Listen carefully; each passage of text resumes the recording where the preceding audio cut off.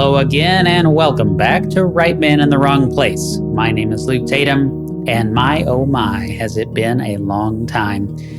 I had to skip a whole week of doing reaction videos just simply because we had too many things happening in my primary business. If this is your first time on the channel, I'm a financial services agency owner, and we do our thing. We've got a different YouTube channel with all that stuff, and you're more than welcome to check it out. But today, we're actually not doing the usual, which is music reactions. We are finally getting to this Jordan Peterson breakdown of the song Facts by Tom MacDonald featuring Ben Shapiro, which I've already done a reaction to that. I've already done a reaction to a Piers Morgan interview talking about this with a couple of other guys and with Tom himself. And, you know, hey, here we go. This is a long one. There is a chance that this is the only thing I get to record this week. I am still just absolutely slammed with business priorities. I've got multiple people on our team, and I've got things I've got to do for the business continuity. And, you know, so, hey, this is a side project. It's for fun. Sorry if y'all have been refreshing your feed looking for videos, but it is what it is. This is a request by Alina11. Alina, you are a massive supporter of the channel. We've had great interactions. I really appreciate you, and I really appreciate your patience. Without any more rambling from me, let's get into it. Title of the video is A Psychological Breakdown of a Rap Song, and it's going to be Jordan Peterson, and it's about 51 and a half minutes long. So let's go. I'm going to try to hold comments and not talk too much. Otherwise, this will be a 3-hour video. Okay, let's go. Hi, everybody. So as you may or may not know, although most people know if they're vaguely awake, Ben Shapiro and Tom MacDonald have the #1 song in the world at the moment. And it's very comical because it's a rap song. And just the idea of Ben Shapiro doing rap, hip hop is comical in and of itself. It's even more comical because, you know, he's been a critic of that particular genre. So it's very interesting to watch Ben step out of his presuppositions, let's say, and also his domain of previous competence, although he is a musician. Anyways, on with the analysis. Okay. Okay, well, the first thing we might point out here with regards to use of language is that Tom does use genders.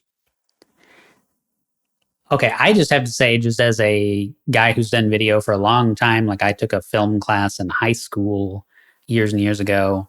I love his, I mean, I know he's not doing his own edits, like that goes without saying, but I really appreciate the clean, simple graphic of the lyrics here on the screen for us to keep up with where we are in the song analysis. Like, this is great. I mean, already I'm a fan of that. So who knows? Maybe we'll get some stuff like that someday going on this channel, but that's way, way more work than I've ever had time to do on these videos. And I know that my editor is probably not looking forward to me asking him to do that either. So, you know, we'll just, we're not going to do that for this because it's already done for us, right? That's great. Okay, let's go. And I think that's actually, what would you say? That's an interpretive mistake because he should have used sexes. Yeah. By using genders, he fell into the trap that the leftists have laid with regards to language utilization. They're very, very good at occupying the linguistic terrain. Yep. There are a variety of temperaments, and that's easy to get confused with gender, and that's part of the reason we have the problem we have. And sexes would have worked because it's also a 2-syllable word, and it's a minor critique, but in some ways, it seems picayune, which means minor, but it isn't. It's more important than that because if you let your political opponents gain the linguistic territory, then they win, right? You can't, once you use their words, they win. So that's something for everybody to keep in mind. An example of that, of course, you've got climate stuff. You've got climate, well, now we call it climate change. We used to call it global warming. Then before that, we called it global cooling. Before that, we call it global warming again. You know, and so that has been a thing.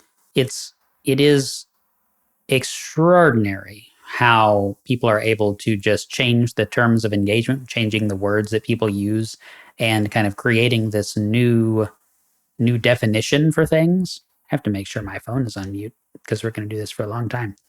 And it's. I mean, he's 100% right. I'm not going to ramble because I'm sure he's got lots to say. But yeah, I'm going to try to hold off. We're only a minute and a half in. You can't cancel my message because I'm the biggest independent rapper in the whole freaking world. Claim that I'm racist, yeah, right. I'm not ashamed because I'm white. If every Caucasian's a bigot, I guess every Muslim's a terrorist. Every liberal is right. So with regards to every Caucasian being a bigot and his claim that then therefore every Muslim is a terrorist and every liberal is right, which is, definitely not correct, especially if you're talking about the progressive mob. The fundamental problem with there's a variety of fundamental problems with the woke algorithm, reductive algorithm or ideology that Ben and Tom are criticizing. We did research back in 2016 looking at politically correct authoritarianism, and that was back when psychologists were just starting to analyze left-wing authoritarianism. And we found that the best predictors of being a left-wing authoritarian were being not verbally intelligent. That was a walloping predictor. Wow. It was the variable most closely associated with intelligence that I had ever seen, including grades. And so if you're not very bright, the woke ideology is very attractive to you. The second best predictor was being female. The third best predictor was having a female temperament. The fourth best predictor was ever having taken a course that had the woke ideology as a portion of it. Now, we are noting all over the world now.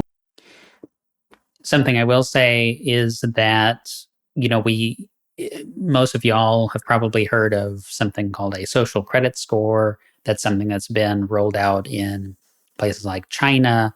They may not necessarily call it the same thing in different places, but there's definitely a push for this. And it used to be a crazy theory that people had, and that's never going to happen. But I mean, it is happening. You've got facial recognition technology in places like China, right? And people have profiles of how they behave in that society, and that can afford them certain privileges or remove certain privileges from their available options. And it's an authoritarian nightmare. And you might think, okay, well, that would never happen in whatever place, America, Europe, wherever you think, the UK specifically, Ireland specifically, whatever area you want to isolate. But that is not necessarily true, right? Because these things are done gradually. And whenever you have something, the reason I bring up social credit score is because it's something that people who have no ambitions or goals, no, willingness to take on risk, very, very, very conflict averse, very, very, in other words, rule followers, people who just are good at being subservient and following rules that someone else created, those people can excel at following a set of rules. And I am very comfortable talking about this because when I was quite young, we're talking middle school, I mean, that was what I tried to do. I tried to follow every rule to the T. I was a model student, made really good grades. I was very, very upset the first time I ever got a B in school. And that actually helped me to become what I would say a much better person, because I was able to say, oh, okay, and kind of break out of that obsessive perfectionist mindset. That helped with that, although it took several more years. So just something, food for thought. That men and women's political beliefs are segregating. And so that's a reflection of the fact that this woke ideology is also a perversion of the basic female ethos. It's the extension of compassion far beyond its relevant domain. And it's an extension as a consequence of pride. So the women who are doing this, there's men who are doing it too. especially those that have a more feminine temperament, they're making the claim that their love is so encompassing that everything can be brought into the circle, right? Even the snake. And that's the eternal sin of Eve, by the way. So there's a group identification claim. The fundamental claim essentially is the world can be divided into victims and victimizers. The victims are like infants. They're always good. They're always innocent. The victimizers are essentially predators. So you can see the feminine ethos in that. The problem with that is when you start to apply it to groups, you completely demolish the presumption of individual innocence. And there's no difference between the demolition of that presumption and the imposition of a totalitarian state. So now you might say there can't be that much information in those few lines, but the whole point of poetry, with its reliance on imagery, is to pack way more information into utterances than you could otherwise manage. And so a dense poem, which is the use of words to produce images, can have levels of meaning that are almost inexhaustible. I mean, absolutely, right? You just think of a painting, right? There are people, and even myself included for certain things, who can look at a painting and keep looking at a painting and keep continuing to get more out of that. You know, the perspective and the tone and the subtle shift of color, and art, and in books are this way, right? I mean, prose, poetry, all expression to some extent can be this way. And it's possible to read too much into something, but it's also possible to read into something things that aren't there or weren't intended to be there. It might be also possible to discover things in poetry or prose or any of these art forms that are there, were there in a subtextual way, but the artist themselves in the case of maybe something like film, weren't even aware of it. You might have the emergence of a subconscious tendency or compulsion in art, and then the observer sees it, but the creator did not see it, right? And so there's all kinds of, he's, of course, of course, correct on that as well. That's partly why we remember poetry and poetic verse, let's say, image-laden poetic verse. We'll remember that for centuries because it's literally inexhaustible. They say a picture is worth 1,000 words. It's like, well, a complex picture is worth a lot more than 1,000 words, and words can bring images to mind. I don't want to talk to folks who don't get it. Go woke, go broke, no hope is pathetic. Okay. Go woke, go broke. It's a nice rhyme, but there's something there too. And what Tom is pointing to is that if you construe yourself as a victim and you develop and you have an external locus of control, that's the technical term from the psychology research literature, then you believe that you are nothing but a pawn of circumstances that are beyond your control. And you adopt the guise of powerlessness. Now, if you could gain a moral advantage from that, that's a secondary gain. That's how that would be interpreted from a psychoanalytic perspective. It's doing something that isn't good for you because there's a payoff. And so if you construe yourself as a victimizer, you only believe you're moved about by external forces. You won't develop a vision of your own. And that will mean that you're anxious and confused because you're being buffeted around by the winds of external forces. It'll mean you have no direction in your life, and that makes you hopeless.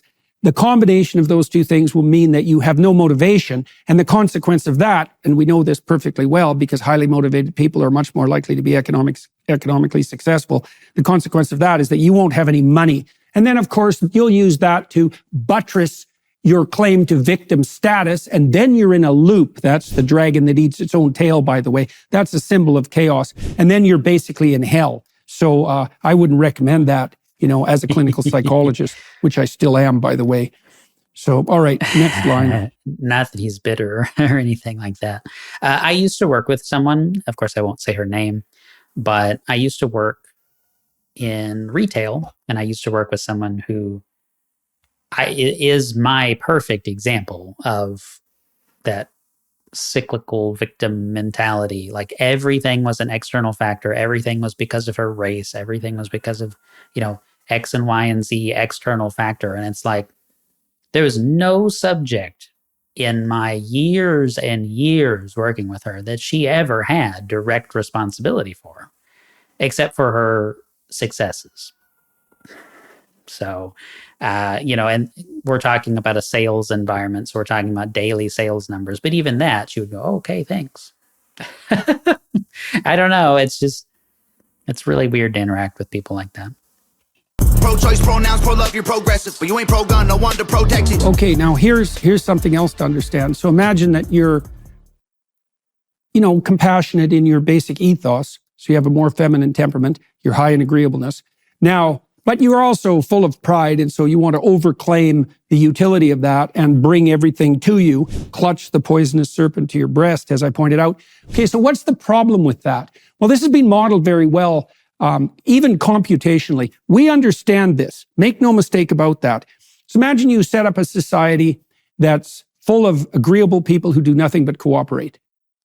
Fine, and they all get along, and that can be extraordinarily productive as long as people keep acting in that reciprocally altruistic manner, which means you treat someone well and they treat you well back. Right. That can be extremely productive. And that's actually the basis of a productive society. One of the bases. It's not enough though, because you need enforcement. And that's why you need men with spines. And the reason for that is that if you have a whole community of cooperators and you drop one cheater into the mix, one shark, he will eat everything. And so you can see this. You see this happening, for example, when Seattle set up its progressive city. It took like 2 weeks before it was controlled by armed gangs. And it's exactly the same thing happened in Alberta recently, by the way, with all the tent cities.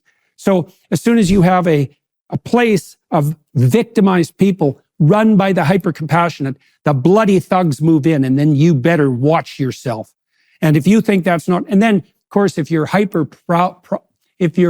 prideful and hyper-compassionate, you're going to think, oh, the poor thugs, they just had it rough when they were children. And a lot of them did, but I'll tell you something else about that, and that is that there's a lot of people who had it rough as children who don't turn into like psychopathic thugs. Yeah. And all you hyper-compassionate people who are out there like feeling sorry for the criminals, you wait till they show up in your bloody house.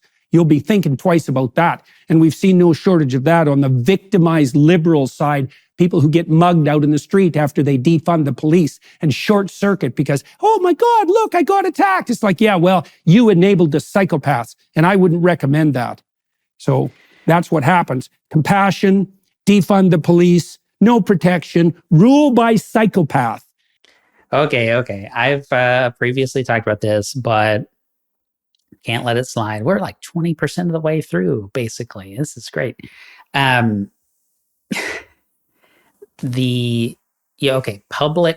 Publicly funded police that are funded by money that is stolen, aka taxation, is not the only way to solve this problem. Now, if you're reducing things away from the current state of affairs, say in the United States, Canada, the quote-unquote developed nations, yeah, the police are funded by taxation. Okay, that's true. And those are the ones that have the most access to crazy hardware to do their enforcement, right? And they're the ones with civil asset forfeiture, and they're the ones with the militaristic hardware, and they're the ones with all of this stuff, okay? But it's not to say that defense of person and property and enforcement of property rights and things like that requires stealing money from people to fund the cops. That's actually a contradiction. I am a Rothbardian. You'll note it behind me right here. Man, Economy, and State by Murray Rothbard. Read that book if you haven't. And I have lots of other Rothbard in this room, lots of other Austrian economics, lots of other catalactics, Misesian work, all of those things. Okay, sidebar. But that's a contradiction in terms. To say that I'm going to enforce property rights and defend people and their property by stealing their property is a contradiction. And so, defund the police, okay. But, and there's another video that actually someone just sent me a couple of days ago on Facebook that was showing these training programs happening right now in the United States that they're amazingly, amazingly bad. We're talking about people who are or were cops training people who are currently cops in the United States. It's called street cops training. And there's a news story. The comptroller in New Jersey just put out this statement about it because they just discovered with a hidden camera what was going on in these trainings. And we're talking about, being proud of horrible acts of violence against peaceful people, being proud of horrible sexual exploitation of people, and talking about it openly with a group of 1,000 other cops. And so, it's one thing to say, okay, we can't defund the police because then we won't have anybody to enforce property rights. But it's another thing to say, well, right now in the current environment, the number of private security officers outnumber public security by 2 to 1 right now. So obviously public police is not sufficient to defend people's property. Otherwise, why would we have twice as many people who are privately employed as security forces? And if you study people like Rothbard and some of the Italian thinkers, French thinkers, I'm forgetting one of the names, Bastiat and another guy were alive at the same time, and they theorized about some of these things, how, private insurance companies could possibly provide personal defense for things. You also have things like the Detroit Threat Management Society or Detroit Threat Management Company. I can't think of the last term. And, they are a for-profit, non-aggressive policing force that actually will defend people, but they don't even take guns most of the time on their jobs. They've never been sued for misconduct. Again, I'm repeating myself if you've seen some of my other Tom MacDonald videos, but it's not a cartoony, two-dimensional, if you take away cops, then there won't be any defense forces. Well, yeah, okay. Tom MacDonald is saying you should have people with guns, right? Like people should be able to defend themselves. And so it's not defund the police. Oh, now there's chaos. Like, could there be chaos for a brief period of time? Yes. But you know what really encourages people to take responsibility for their own actions and figure out a way to defend their own stuff and shape up and get in gear and adapt to difficult circumstances? Well, it's not enabling them, and it's forcing that kind of situation, saying, hey, we're not going to do it for you, so you better figure it out. And that's tough. I've had to teach myself to be a little disagreeable, to use the 5 personality aspects that Jordan Peterson would use and will use in this video. Agreeableness. I used to be probably 100th percentile agreeableness, and I've had to force myself to become less agreeable over time because you have to stand up for yourself in life. It's just a fact. That's one of the reasons he's mentioning female temperament, because really high agreeableness generally leads to an inability to negotiate better wages, better terms of employment, solve interpersonal problems, those sorts of things. You just roll over and take whatever problems are out there, and that's not good. Over time, especially, that can cause a lot of problems.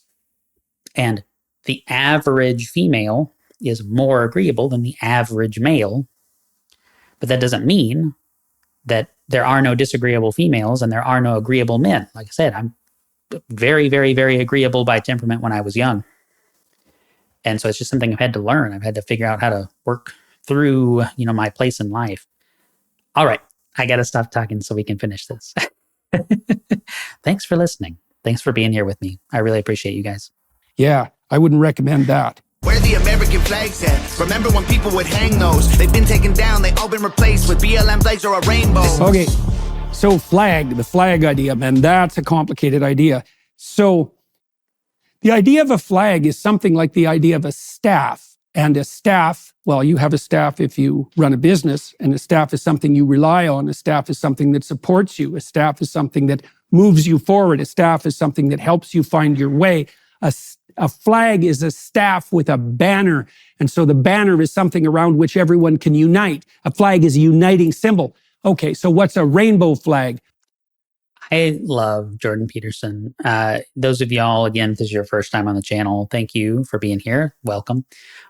I recently, a few months ago now, a couple of months ago, I went to St. Louis and saw Jordan Peterson speak. I'd never seen him speak in person before. Wonderful experience. I've been following him for years, and I've watched a lot of his lectures, and it's wonderful. The reason I'm pausing to say this is because I really, really appreciate that he takes the time to walk through the different symbolical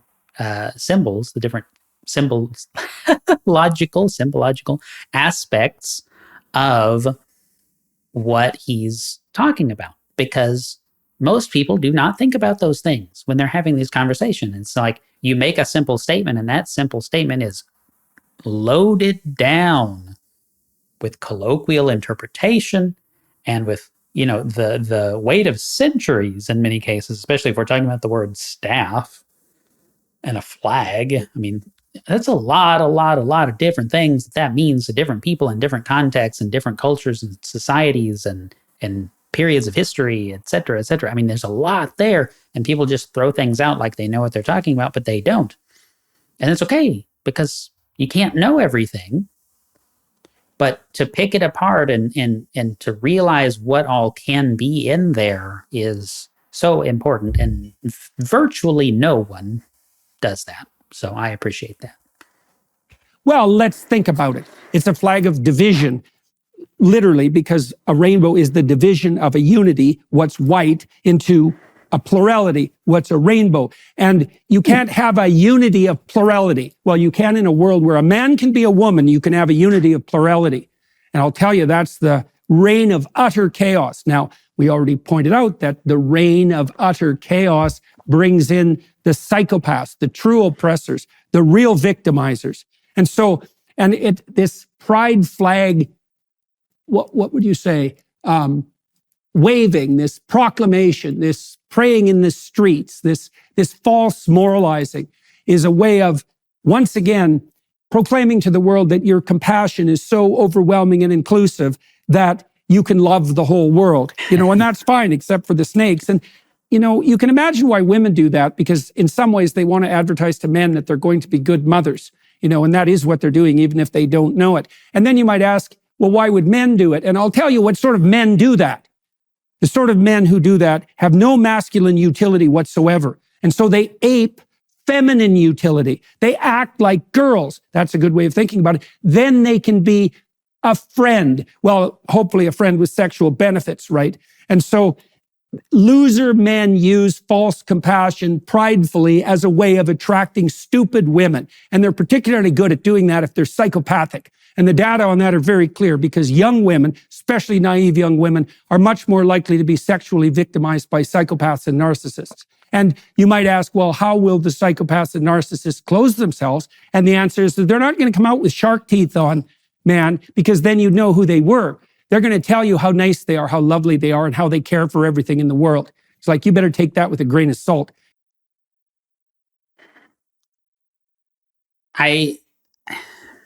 I feel bad sometimes that, not for Jordan Peterson, but for people that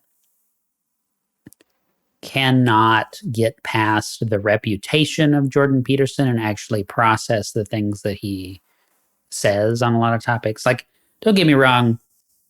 Again, for those, anyone that hasn't watched me doing any music reactions or anything, I talk about all kinds of stuff in my music reactions too. And I've brought up Jordan Peterson multiple times, but there's a lot of nuance, and there's a lot of layers to peel back on different statements, different, popular ideas in the world. And a popular idea in the world is that Jordan Peterson is like this clown that doesn't know anything about anything. And like, that's just so not correct. I was just having this conversation with one of the guys on my team last night, as a matter of fact, because there's so much hate for Jordan Peterson. And it's like, well,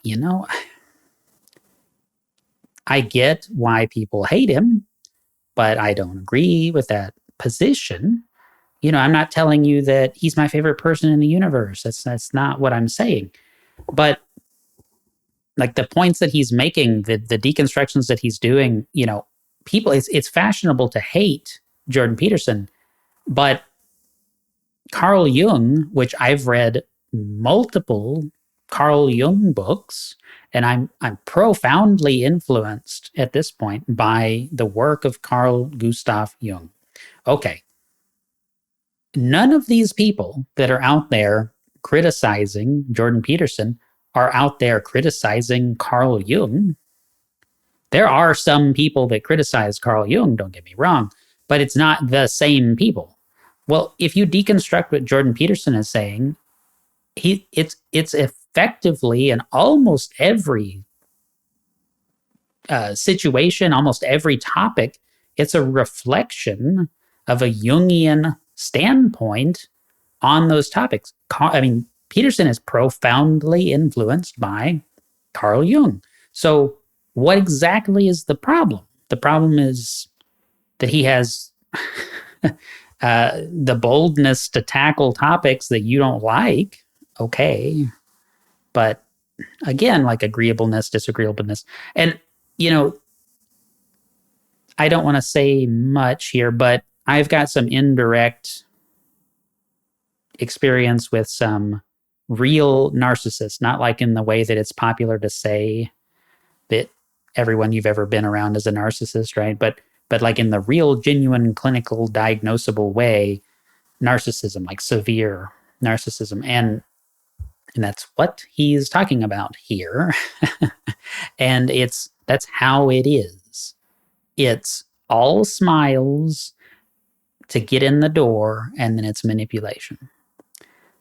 And it just blows my mind that people can't look past the public vitriol against Jordan Peterson to actually look at what he's saying. So anyway, let's go. Because if you don't, you're going to pay for it. I'm going to back up. You know who they I forget were. What he's saying. And the answer is that they're not going to come out with shark teeth on, man, because then you'd know who they were.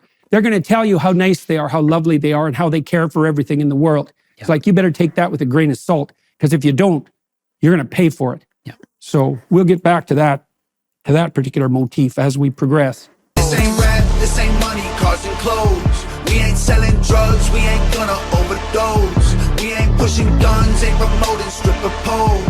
We won't turn your sons into thugs or your daughters into hoes. Okay, sons into thugs and your daughters into hoes.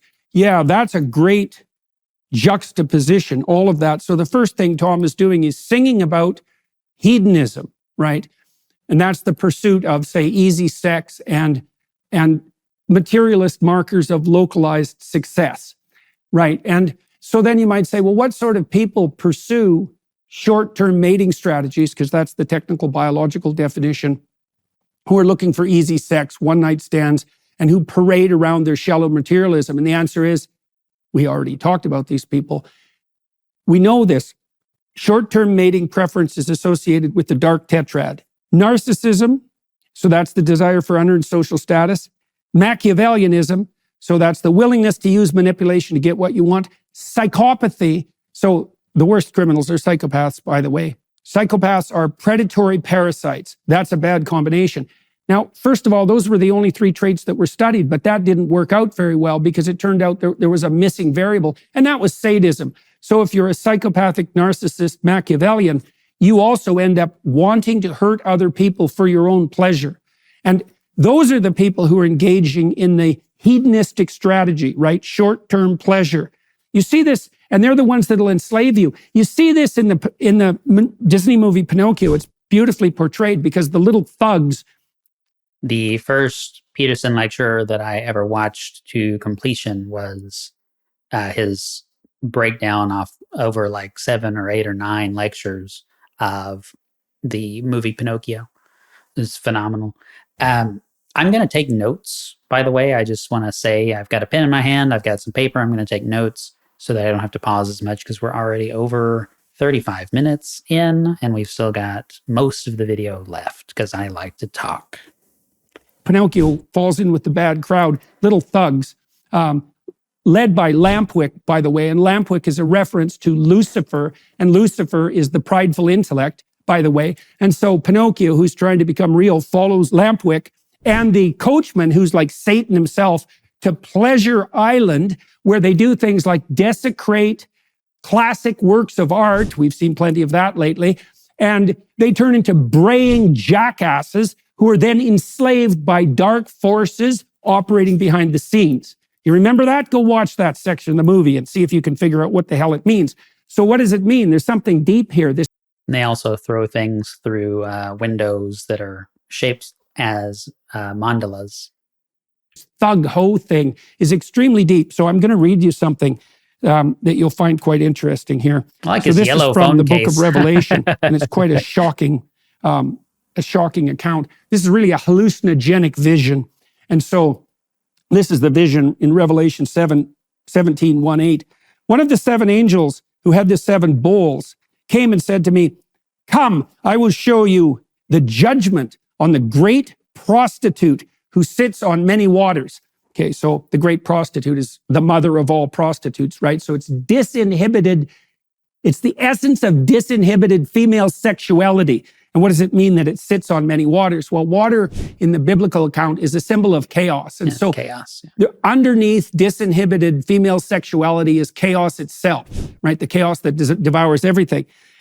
With whom the kings of the earth committed sexual immorality, and earth's inhabitants were made drunk with the wine of her sexual immorality. Well, we can see the emergence of the whore of Babylon, because that's what that is. Babylon being the great state, by the way. We can see that emergence in the technological transformation of women into, what would you say, succubi and incubi. That's a very good way of thinking about it, right? So sexually attractive apparitions that take everyone's vitality. So that's real fun.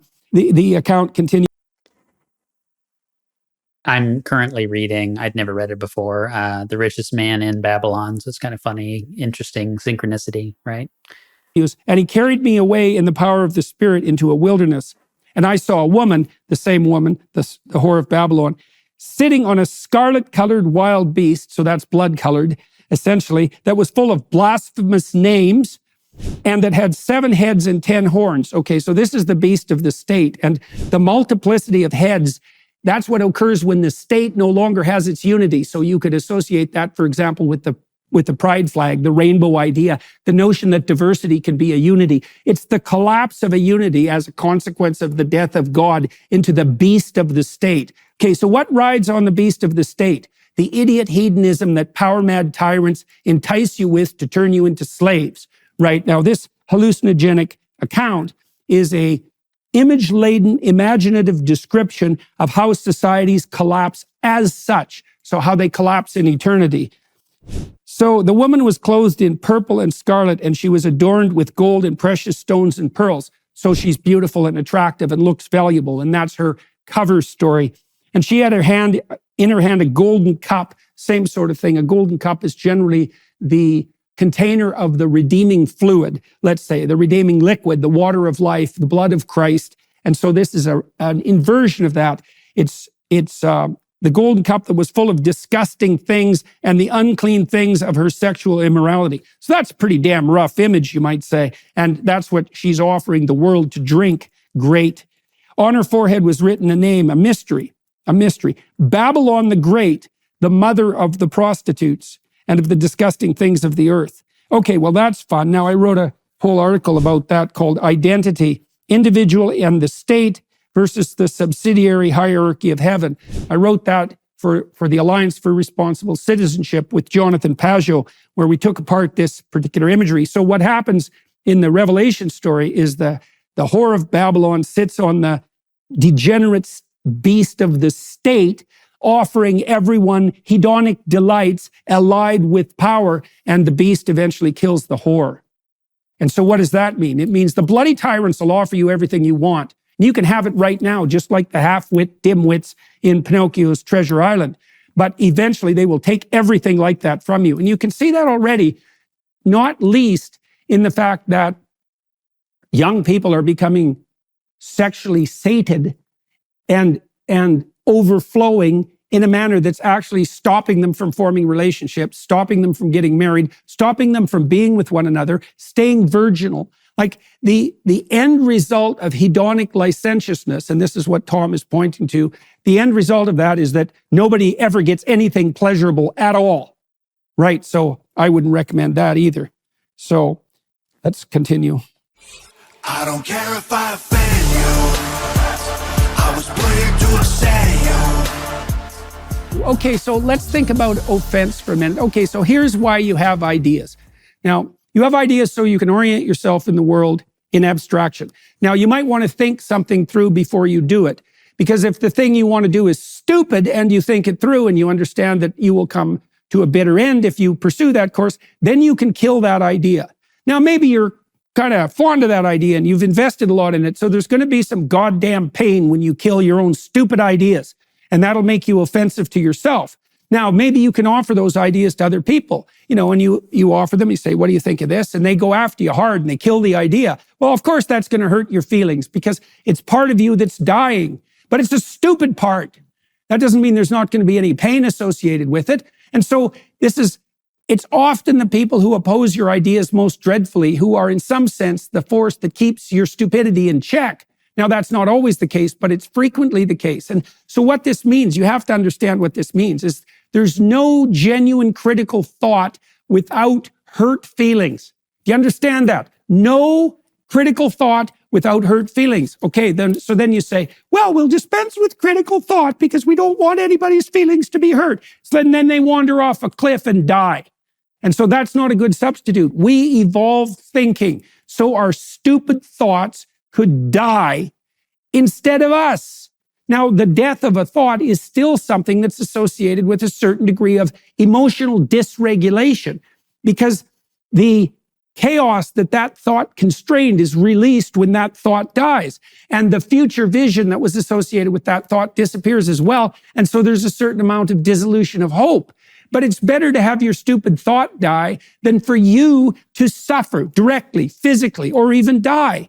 And so if we institute a rule that critically minded people, so those would be disagreeable people, the same people you rely on, by the way, if you're compassionate, to protect you from the idiot hedonistic thugs, if you forbid people's ability to speak in a manner that some, especially the prideful victimizers, regard as offensive, that's no different than stopping them from being able to think critically. And thought has... Yeah, it sucks to be wrong, but it's better to be wrong than dead or physically maimed or what have you, right? And so, for example, whenever we were looking at properties to buy here out in the Ozarks, my realtor didn't think that was a good idea to tell me, I guess, for fear of hurting my feelings or something. I wanted to traipse around in the woods and look at the whole property, get out into the acreage, check out the whole property, go through tall grass. This is in the spring and early summer when we were looking for a place, and into the fall, and ticks and chiggers and things very active. And so, as a consequence of that, I ended up completely covered in seed ticks and had bites all over my body that took multiple months to heal. And I know that she knows that because she was a lifelong resident of this area. Now, we didn't end up working with her in the long run, but it's like, you could have told me that I didn't know. I'd never been around ticks like that. And so, yeah, cool. Thank you so much. Thank you for not hurting my feelings by telling me not telling me that I was an idiot for wanting to go out into the woods. Of course, I learned my lesson. The pain taught me a lesson too, right? But it could have been much worse. It could have been all kinds of other things that bit me. It could have been a Lone Star tick that gave me alpha-gal syndrome and made me allergic to red meat. potentially for the rest of my life, especially if I didn't know the risk. So, hey, maybe you want to tell people. Maybe you want to have a minor conflict to avoid a larger problem. That doesn't seem to be the direction that people are moving in. Than stopping them from being able to think critically. And thought has three components. You ask a question, you receive an answer, but then you have to evaluate the answer, and you evaluate the answer with critical thinking. And insofar as you do that, you're going to cause emotional distress. You're going to be offensive. So now when Ben, the entire song rotates around the notion of facts and facts versus feelings. Well, feelings can orient you in the world, right? They give us a first pass, low resolution, quick, instinct-laden manner of evaluating the world, literally evaluating it, telling the difference between what's good and what's not. But we've allied that with a much more differentiated communication system that enables us to build a representation of something approximating the objective world.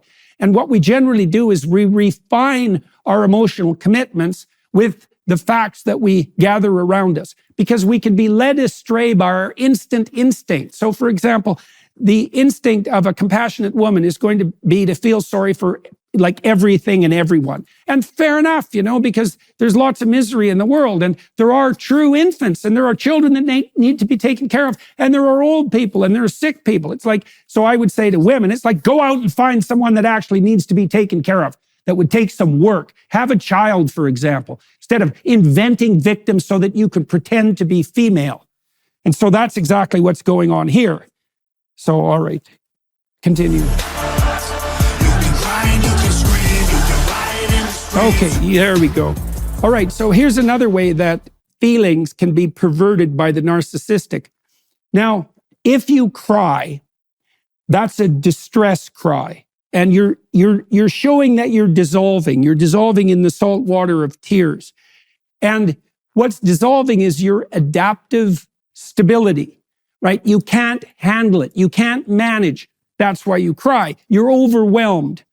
And the cry signifies that. The tears and the lack of ability to speak, because you can't speak when you're really sobbing.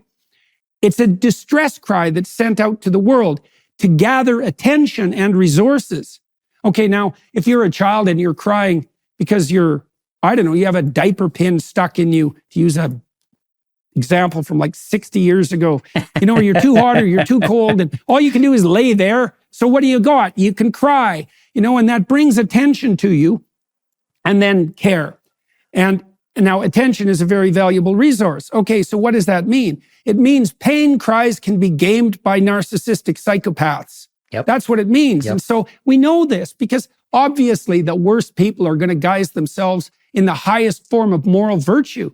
That's the essence of hypocrisy. And so if you're a whiny, crying victim and you attract attention in consequence, well, then you're gaming the system that was used, that was cobbled together as a consequence of a lengthy evolutionary process to ensure the care of dependent infants.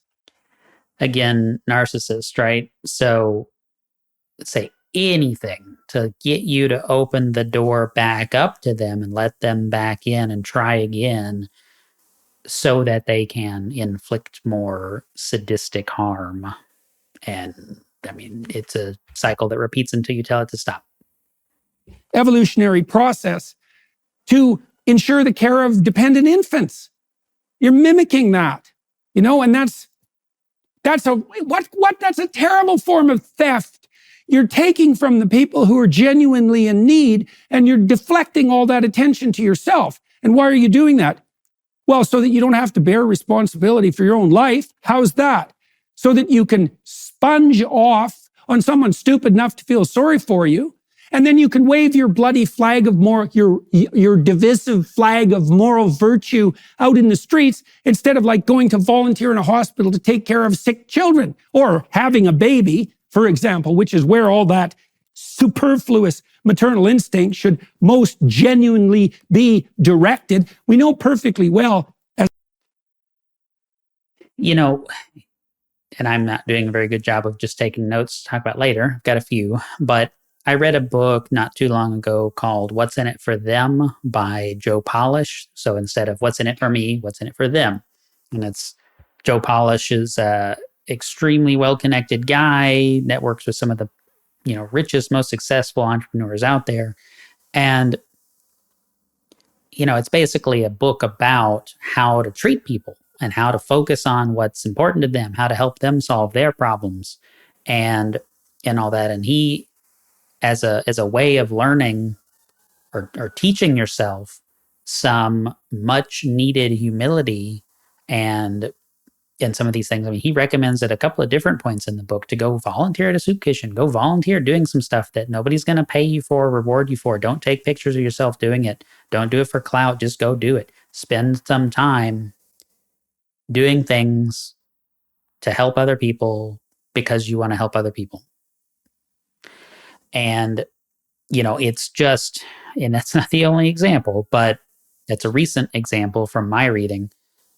People are very successful, very wealthy, very accomplished in their field, who make it a point to help other people and to tell other people that they are trying to guide along the same path to make time to help.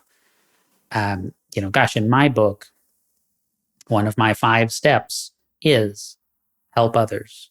And, it's important, right? It's to not lose sight of what you are doing, to not lose your humanity, to not become something terrible just because you have more resources, aka money, or whatever it is. It could be applied to a lot of different things. And so I just think it's so funny when people are attacking rich people.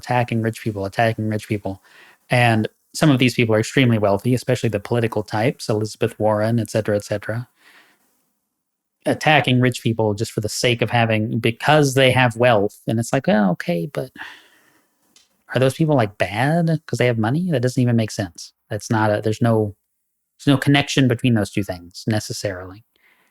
All right, let's go. As I said earlier, that being a woman and being female are the second and third best predictors of being a politically correct authoritarian. Well, how about if we made the hypothesis that that's a perversion of the maternal instinct that isn't being utilized properly by young women between the ages of 18 and 30, who are far more likely to be progressive than any other kind of person? If we're going to have a serious conversation about this, we're always too goddamn cowardly to do that. So, all right, so that's that.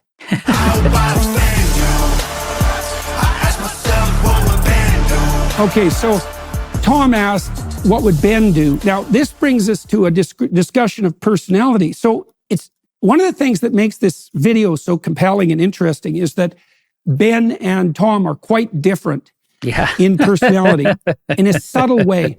Although the overt manifestations of that aren't subtle at all. Tom is a crazy looking bastard, metal teeth, tattooed to the hilt, crazy hairstyle, he's quite the monster. Now, I did a study at Harvard 40 years ago, with a colleague of mine. I won't say her name because I don't know if she would be happy about it or not. I mean, we're still friends, but anyways, we didn't publish this study, unfortunately, but this study was done just when piercing and tattooing entered the mainstream, and it was starting to become a fad, a contagious fad. And so we were interested because we were both personality psychologists and psychopathologists in whether or not that proclivity to tattoo and to pierce was a marker of psychopathology, potential for mental illness or maladjusted personality. Now, we thought it might be because up until that point, all of that had been part of circus subculture or prison subculture. There was a subculture that was characterized by piercers and tattooing, but they were always outsiders. Often the outsiders who run amusement parks, for example, often carnies or prisoners. So the genuinely marginalized. Now, what we found was that there was no association between that proclivity and psychopathology, but that it was a marker for the 5th personality dimension, openness, which is essentially openness to experience is the technical name. It's a combination of imaginative creativity and aesthetic sensibility and interest in ideas and verbal fluency. And that's where Tom and Ben really split. They're both very, very high in openness because they're very creative people, and that's associated with verbal intelligence. And being able to rap is a marker of verbal intelligence and verbal fluency, which is associated with with the ability to articulate, and that in turn is associated with a high probability of success in the world. And so part of the reason that rap artists are attractive is because they're manifesting their intelligence in a creative way, and that's a signal of their general utility. It's a display of their intelligence. Now, Ben and Tom do this in very different ways. So you could imagine that Tom is an imaginative genius, right? He's the same kind of strange character, let's say, as Marilyn Manson and David Bowie and Mick Jagger and Russell Brand, for that matter. These extremely showy people who are geniuses of imaginative association, right? And so they're working at the level of the dream. They're in the image domain, and now they can translate that into words to some degree. Just think about how many songs Tom MacDonald has released, like love him or hate him. I know plenty of you hate him. I'm, like he's not my favorite, but I got to appreciate how many songs he can put out. And from what I've heard, they're well-composed songs, even if you don't particularly like them. Like there are artists that I don't like that I can appreciate their compositional talent. And like Immortal Technique, the rapper, I am completely opposed to him, like on a fundamental level, philosophically, but he's got talent. He's a very talented dude. And so, there is that. But just the sheer volume of well-composed,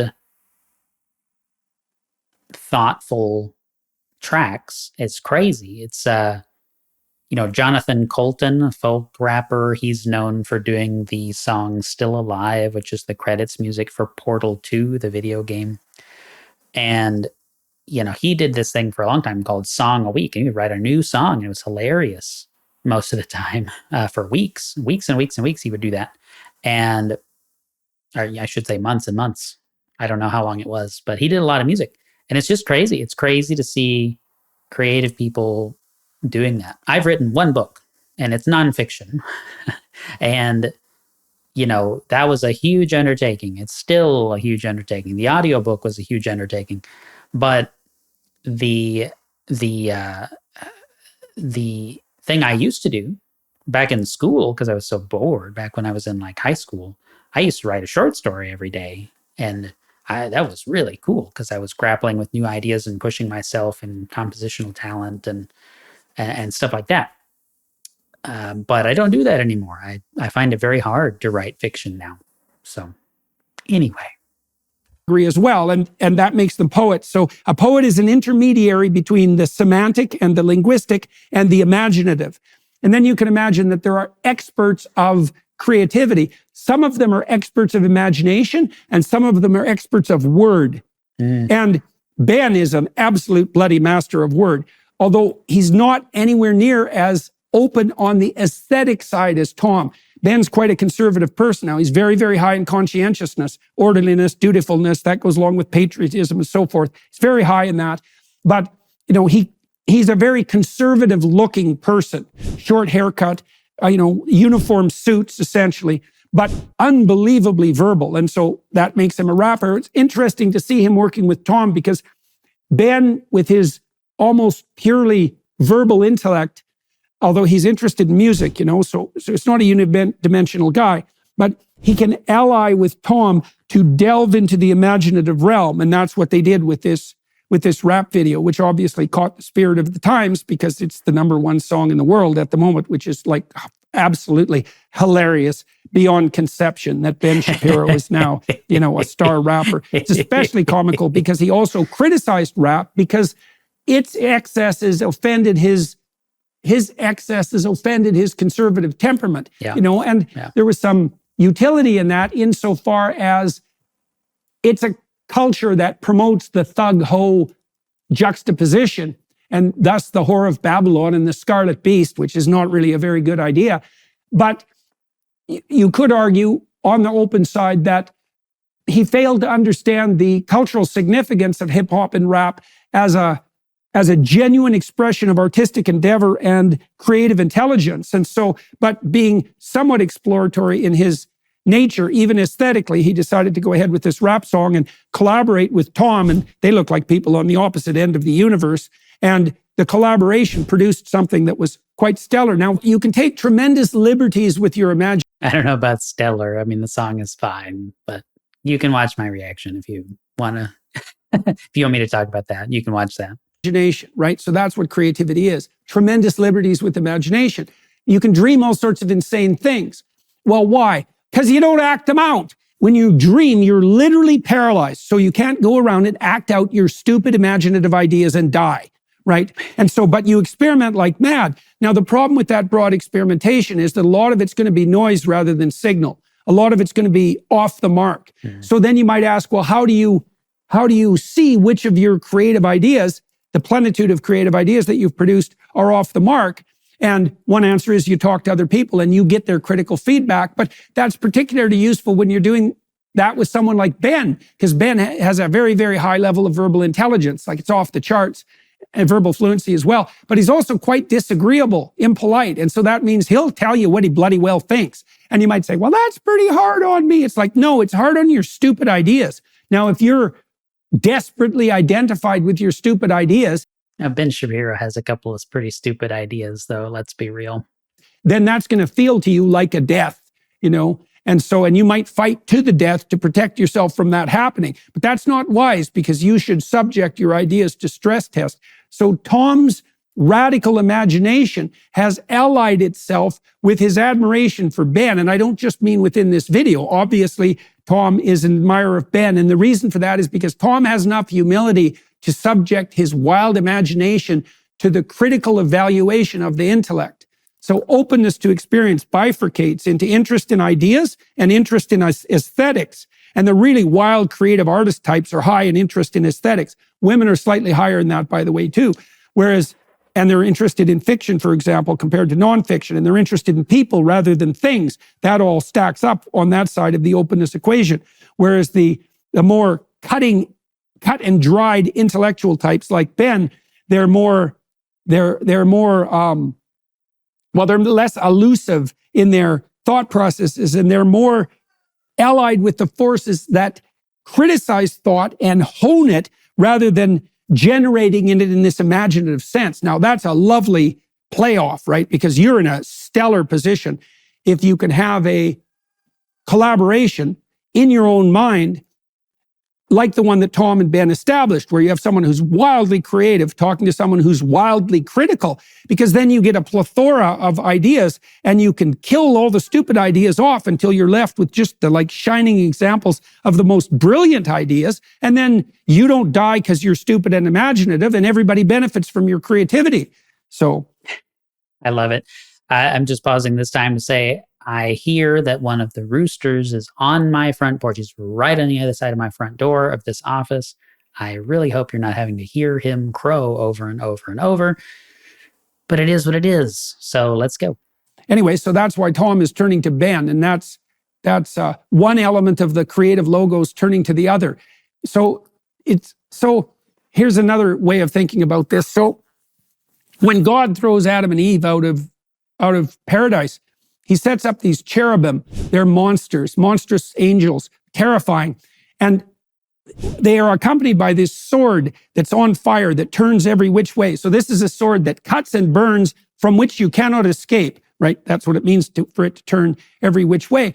And you might say, well, why would paradise be barred by a sword like that and by monstrous forms? And the answer is, well, nothing stupid and weak and useless, in the fundamental sense, is allowed to exist in heaven. That's the place where only anything that's perfect can make its entrance. And so that means everything that is unworthy has to be cut and burned away. And so then you can imagine too that if you were stacked to the gills with unworthy thoughts and proclivities and imaginative routines, then those cherubs wielding that sword would look to you like the devil himself. And your passing through that cutting process would feel like hell. So critical thinking is a burning and cutting operation, right? It's what gets rid of the dead wood. And that's partly why we have to allow people to have free speech, so that we can have these battles in abstraction, so that we don't have to act out our stupid ideas. And You know, anyone can realize this. We've had a particularly, you could set different time frames, but certainly in the last few decades, we've had an increase, a steady increase in the number of crazy fringe ideas that just have nothing at all behind them, right? And I'm speaking like factually, logically. There's just nothing at all there. They just continue to reassert their original position. No matter what you say in response, they don't argue. They just reassert and yell louder, and that's how they try to win arguments. They don't argue, and they just make themselves impervious to argumentation in other ways. And so you have all kinds of crazy fringe ideas, crazy fringe groups. And why do you think, other things being equal, that such groups would be on the rise? Well, it's because there is not a sufficient level of openness to challenge. There's not an expectation of proving your ideas in the marketplace of ideas. There's an expectation of selecting ideology from a marketplace, or from a catalog, and becoming that. I am X, and therefore I'll just recite X positions no matter what anyone else says. And you just kind of create isolated silos of people with certain branding that they follow. And of course, those become self-consuming. Often you're not a real libertarian, et cetera, et cetera. And it's not the best. It's not the best. It's better to have open discussion, free speech. I'm not talking First Amendment, I'm talking free speech. Because for it to be protected by a free speech law, or any kind of, let's say, law in a non-legalistic sense, then it must be an understanding that, you can offend people, right? To go back to Jordan's previous point. All speech is potentially offensive. That's one of the things I wrote down earlier. All speech is potentially offensive, and so free speech doesn't mean anything if you're going to censor harmful speech. You're going to censor offensive speech. You have to be able to offend people, otherwise you can't care about free speech, as those are incompatible positions. and then have battles in reality, right? Because once we lose the ability to argue abstractly, we revert to fighting, right? Because arguments are abstracted wars. That's what they are. An argument is an abstracted war. Now, it can be a civilized war in which in which case it has a game-like aspect. But make no mistake about it. If you remove people's ability to speak freely and engage in verbal conflict, something Ben is absolutely superb at, then you devolve the conflict into action and you get a chaotic war. Right. You have like an Oxford-style debate. You have an informal, spur of the moment back and forth debate. And then you have physical conflict. And then you have physical conflict between members of groups that don't even talk in the first place. They just fight because they just identify members of other group and go attack them. So yeah, I mean, there's levels of, we want to stay up high on that tier, right? It doesn't have to be Oxford-style debates. It doesn't have to be a particular debate style, but you want to have expectations and rigors of some sort in place to frame important conversations, particularly between the proponents, the major proponents, recognized proponents of certain ideas. You want to see them engage with the recognized proponents of other ideas, and you want to have those open discussions. So name calling people, whatever negative derogatory term to end debates or prevent debates from happening is a sign of weakness and fear of having your ideas disproven in a fair fight, which devolves into physical conflict at, given enough time and pressure. Right. And we're on the brink of that in multiple ways. So this isn't some mere abstraction that the philosophical or the literary minded are preoccupied with because they have nothing better to do. Quite the contrary. Let's just keep it real facts. Don't care how you feel, man. If you want my pronouns, I'm the man who don't respect. Let's look at the stats. I've got the facts. My money like Lizzo, my pockets are fat. Homie, I'm epic. Don't be a wap. Dog, it's a yarmulke. Homie, no cap. Okay, so this is like ridiculously funny, and Ben is ridiculously funny, and he does it with a straight face. And so he's pointing to something here too, which is that he has a long-term orientation as a conscientious person, right? So he's willing to sacrifice the hedonistic pleasures of the present to the future. He's got a long-term vision. That's also what makes him not a short-term mater, not a psychopath, not a narcissist, not a Machiavellian, not a sadist. He sacrifices in the present to gather good things in the future. That's one of the things that makes him a reliable husband and a reliable provider for children. And what he's trying to point out to the people who are listening in his tongue-in-cheek manner and quite comically is that, you can pursue hoes and cars and flashy gold and live in the moment like a overgrown 3-year-old or even a 2-year-old, or you can learn how to make the proper sacrifices and you can grow the hell up and you can have an eye to the longer term, which is exactly what happens once you start to care for children. And then what the wealth that is genuine wealth starts to accrue to you. Plus you don't get killed and, gunned down in a gang fight when you're like 22. That's nice. So all of that's happening in the verses that he's laying out in his, very straight-faced, straight-laced, witty manner. I love his thug hoodie too. That's like good work, Ben. I saw someone yesterday, they called him Little Shap, L-I-L Shap. I thought that was great. I think everyone should call Ben Shapiro Little Shap for the rest of his life. Look at the graphs, look at my charts. You're blowing money on strippers and cars. You go into prison, I'm on television. Dogs, no one knows who you are. Okay, so there, so the other thing Ben's pointing to there is, well, prison and death, that's not great. That's not a great outcome, and then he's also pointing out to something we know to be a fact. So about 3 to 5% of people have a psychopathic, narcissistic tilt that's significant enough to be clinically relevant. So that's, 1 person out of 20 or 30. What that shows is it's not a particularly successful strategy. You could think about it as a niche strategy. You can survive and propagate to some degree if you're a psychopathic exploiter. But it's not a good strategy, partly because people catch on, partly because you can't cooperate with other people, because once you screwed them once or twice, so to speak, they're not going to have anything to do with you. And we know this. So psychopaths betray everyone else, but they also betray their future selves. And that's why they end up in prison. And you might say, well, they're doing this to gain attention. And Ben's point is, well, whatever attention you gain is going to be pretty damn fleeting. It's not going to last. And plus, it's not real. It's based on a tissue of Machiavellian and manipulative lies. It's not a good strategy. Now, it's complicated because a lot of these tough guys who use these short-term mating strategies in power, they are in some ways more courageous than the absolutely useless weasels who do nothing but remain dependent for their entire life. And that's partly what accounts for the attraction of the shadow, shadow figures, dark heroes, anti-heroes in movies and so on. The ability to integrate that aggression is a developmental milestone.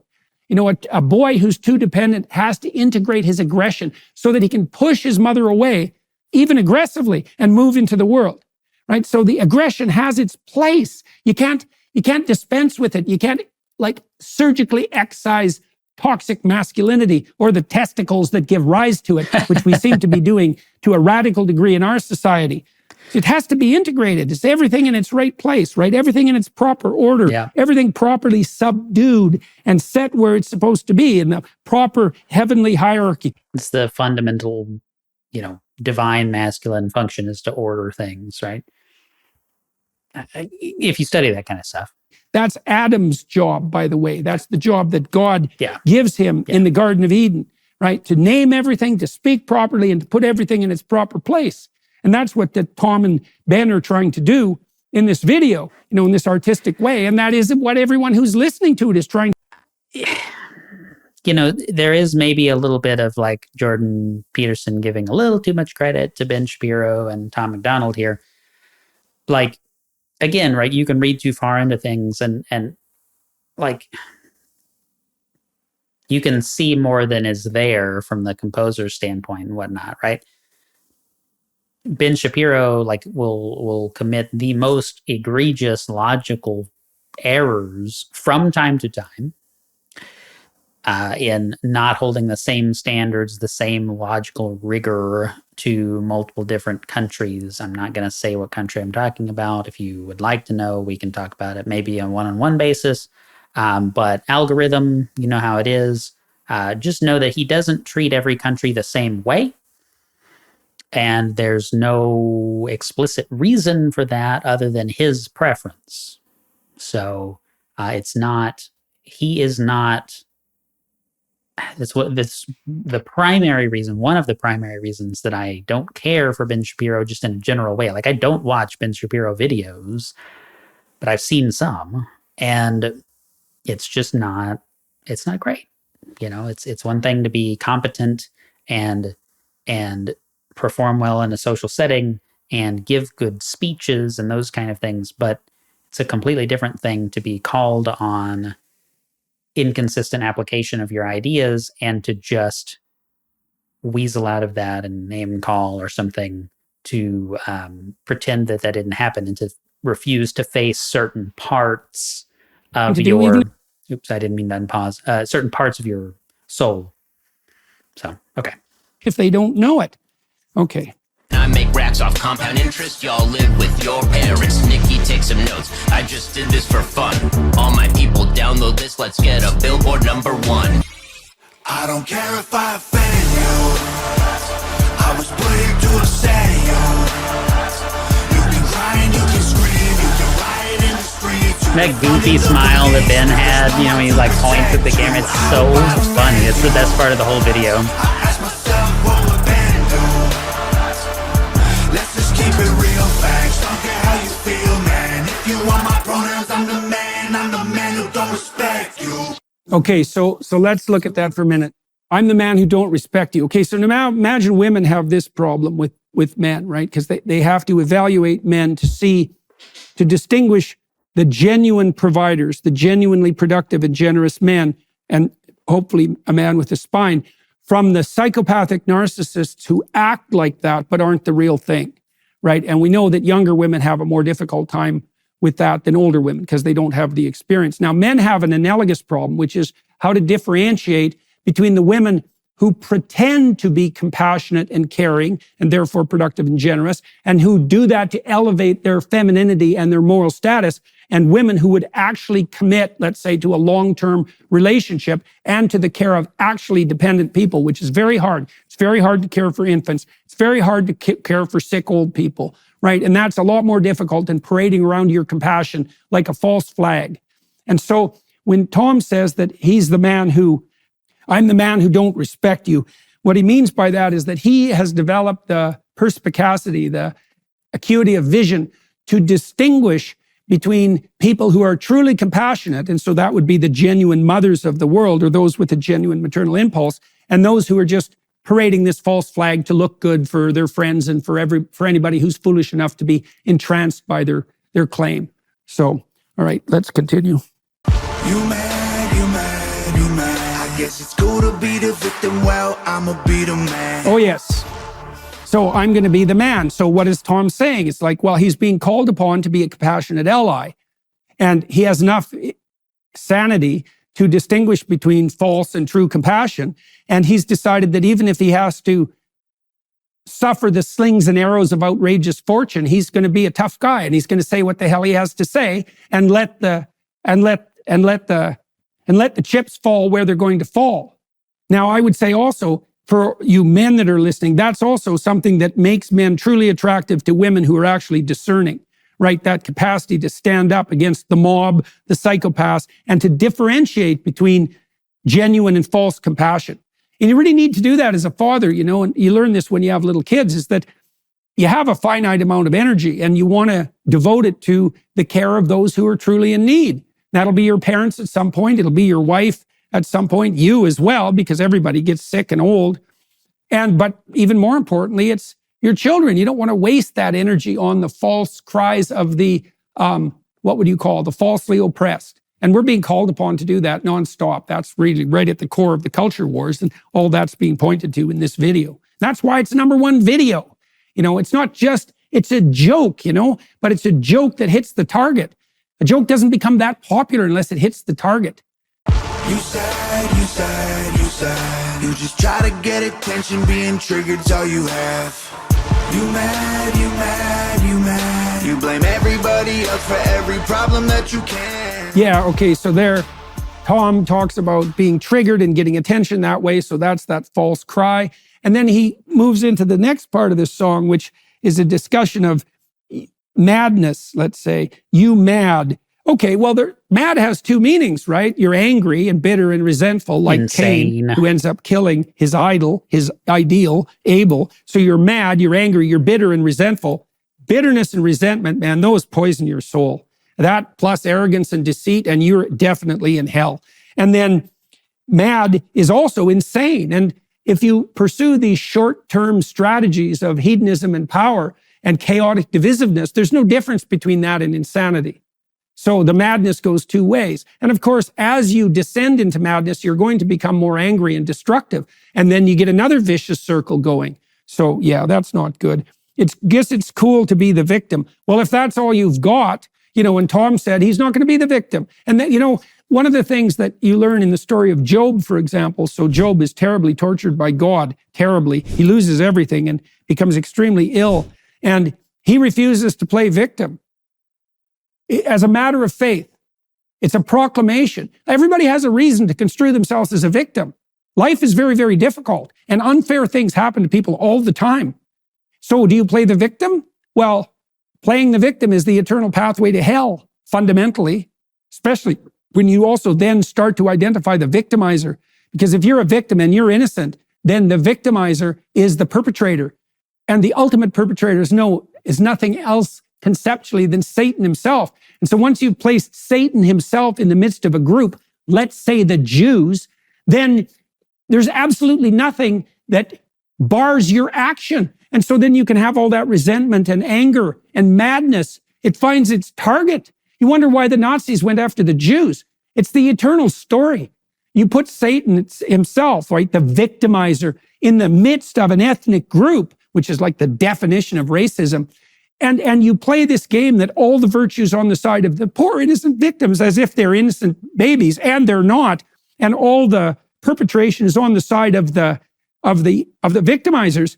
And then you can add another twist to that. Isn't it so lovely that if you're unsuccessful, you can identify the successful with the victimizers? Right. Because then you can attribute your failure to your own moral virtue. What a good deal for you if you really want to be insane and angry. And then it's pretty hard on the people who've been successful, isn't it? Because now you've identified them with evil itself. Now, if you take the most successful people in your country, that happens all the time just in YouTube comments. It may even happen on this video. But just watch for that. If you never have, the subtle association of those things, I mean, it's something you see all the time. Culture, and I mean the most genuinely productive and generous, and you start to identify them with evil itself, how the hell long do you think your culture is going to last? Think about that. Because it's not that many people who are hyper-productive and generous. And if you take them out, you're done. And if you don't believe that, you go read about what happened in the Soviet Union in the 1920s and see what you conclude, or in Mao's China. And you'll see exactly how that plays out.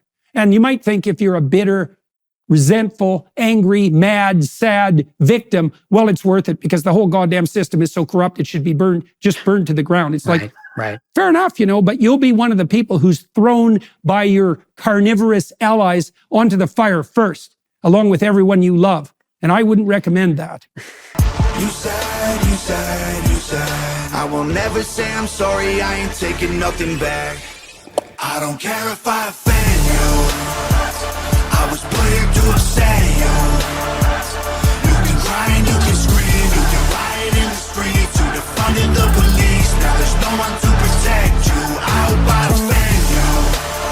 I ask myself what would Ben do. it real facts, don't care how you feel, man. If you want my pronouns, I'm the man who don't respect you. Okay, so there's one other thing I'll point to, and we'll draw this to a close. Let's just keep it real. The postmodern ethos that's allied with neo-Marxism, this insistence in a victimizer-victim dichotomy, is also allied with a philosophical claim. And the philosophical claim is that meaning itself is only cultural and that it's also only instantiated in language.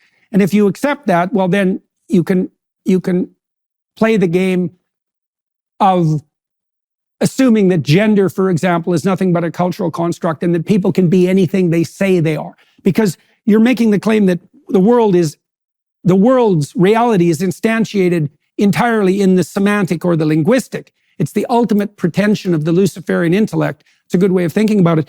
When Tom says, let's just keep it real, what he's pointing to is the existence of levels of reality underneath the purely linguistic. And so one of those would be, as the bloody postmodern whining nihilists have it themselves, is, well, there's a reality in the emotional sphere, right? There's the reality of feelings. Now, they're not the only reality, obviously. There's the reality of material fact. There's the reality of transpersonal value. There's a lot of different transcendent realities, and hypothetically, this is the monotheistic claim, hypothetically, all of those transcendent realities unite in a single superordinate reality. And if that's not the case, then we're bound to divisiveness. So, all right, so let's sum this up. You have a collaboration between two types of creator in this video who are analyzing, using poetic imagery, the core elements of the culture war that's engulfed us, way down below the political, right at the level of the sacred. And they're using a blend of humor and creative imagery to lay out the conceptual territory. And they're using music to help people, music and rhythm to help people attune themselves to the argument. And allying that with a high degree of wit and a satirical intent. And so it's very masterfully done. And Ben, I think in particular, Ben is to be commended here for allowing himself to enter the domain of the absurd. Now, he's got an absurdist side. It's interesting to see because he's a very straight-laced person and a very conservative person, not least as a consequence of being an Orthodox Jew. But he has this absurdist capability that allows him to capitalize on the entertaining side of things. And so that's very interesting to see manifested in this. So anyways, you never know what's going on beneath the surface, do you? Right? There's endless depths to everything. That's for sure. Everything is a burning bush, right? Everything's a gateway to the sacred if you pay attention to it enough.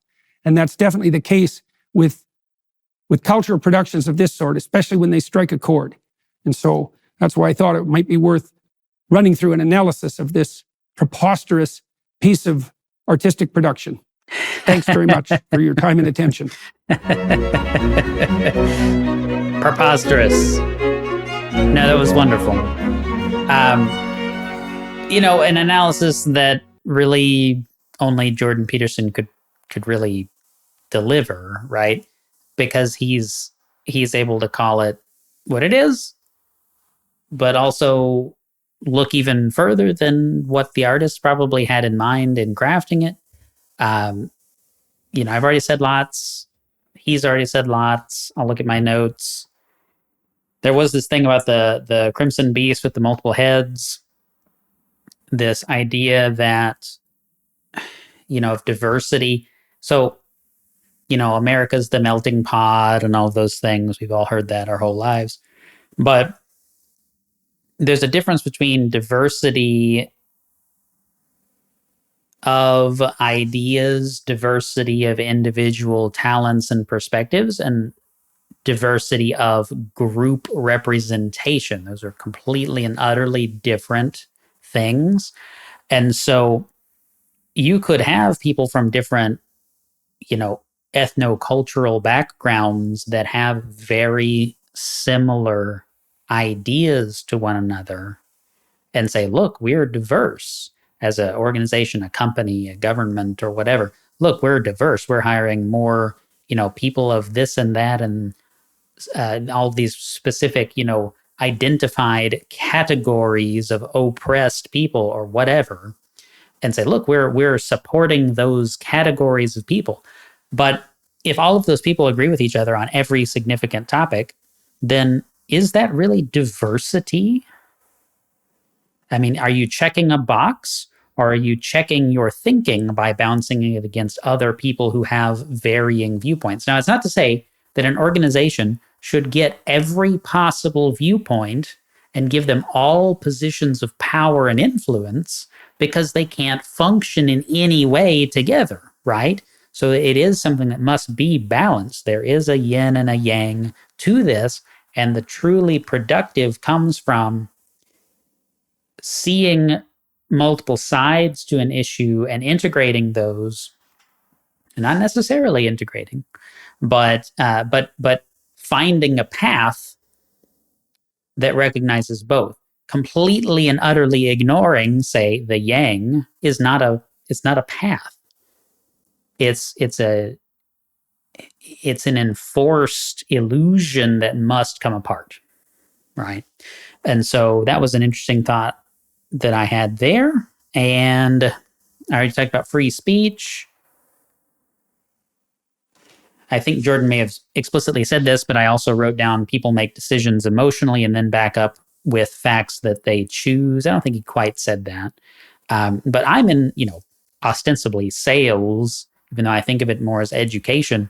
And, it's very hard to get people to open their mind to a new perspective and a new way of thinking about something. In my case, money is that something.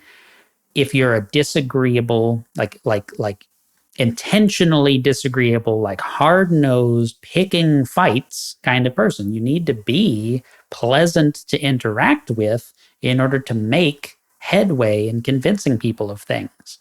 And so, the song facts, I mean, I've already talked about this, but the song facts and just being like, well, facts don't care about your feelings and all this, like, I just have a problem with that, because people typically do not make decisions based on facts. It's just not true. People are convinced through very subtle means to believe certain things, and they have very, very fragile attachments to certain ideologies and certain ways of thinking and modes of behavior. And then they will go, oh, I am this way because of, and find facts, whether they've logically gone through the steps or not, to back up what they're doing. And I'm not different. I'm not saying that I'm an exception to that. It's a generally true thing. People are not automatons that follow, written robotic instructions. We're not circuit boards that receive inputs and do what we are told in exact ways. In fact, being told to do things can create the opposite reaction in people, and especially some people. Because it's like, well, look, if everyone's going to do that, and you're telling us that it's a mandatory thing, well, I'm not going to do it. I'm not going to do it even harder because you're telling me I have to, right? So we are, a CCleaner subscription reminder has popped up and covered my time. We're over an hour and a half. I'm not going to belabor anything beyond this point. I appreciate each and every one of you for watching this, for being here with me, for spending time with me. I'm not sure that I'm going to have time to do any more videos, so this may be a 1 video week coming up. We will see. But in any case, I really appreciate you. If you want to support the channel, if you want to see more things like this, or more things that are not anything like this, like music reactions, then I've got 2 ways to support the channel there, Paragraph and Buy Me a Coffee. They work differently. Check them out. Here in just a moment, you're going to see another video come up on the screen. I'll probably put the link to Facts, the original song here. So if you'd like to check that out, if you haven't seen that video, then do check it out. It's much shorter than this one. And until next time, the right man in the wrong place can make all the difference in the world. Thanks again for being here.